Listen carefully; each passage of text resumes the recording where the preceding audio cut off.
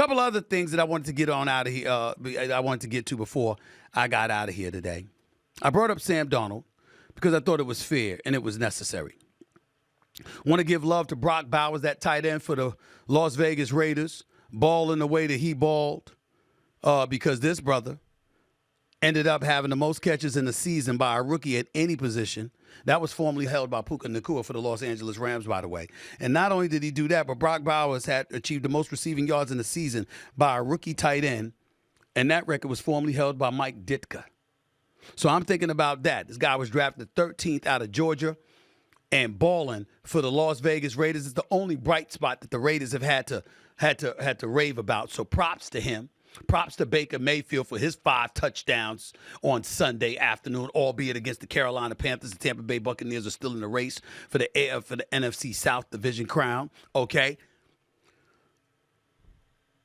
But Saquon Barkley, have you seen this brother? I mean, this brother has been so sensational. I got to sing one of those songs. Have you seen him? Tell me, have you seen him? Seen him? Woo. That's an oldie. It's usually have you seen her.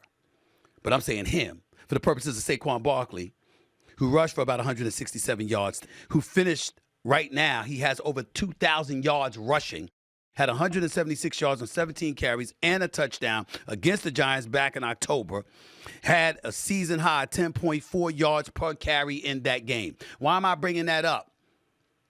Because he's less than 150 yards from breaking Eric Dickerson's all-time single-season rushing record next week, and that's against the New York Giants, his old team. You know, the team that went on Hard Knocks?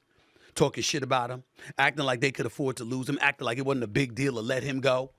To tell them to go ahead and test the open market and did it with the cameras rolling on Hard Knocks. Remember that team? That team, his former team, is who Saquon Barkley is going up against next week. Isn't it poetic justice that this brother, I mean, the Giants going to play and they're going to do everything they can to stop him. And if you're the Philadelphia Eagles, you got to be careful because you want him to break the all-time single-season rushing record. But in the same breath, you're the Philadelphia Eagles, you got a chance to win the Super Bowl.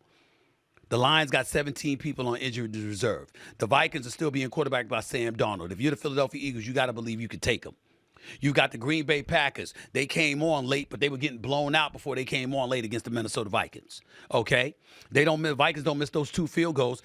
Green Bay wouldn't have been in a position to come back and beat them. Then you've got that in the NFC, and it's only one of those teams, whether it's Kansas City, Buffalo, Baltimore, or whomever, it's only one of those teams that could come out of the AFC.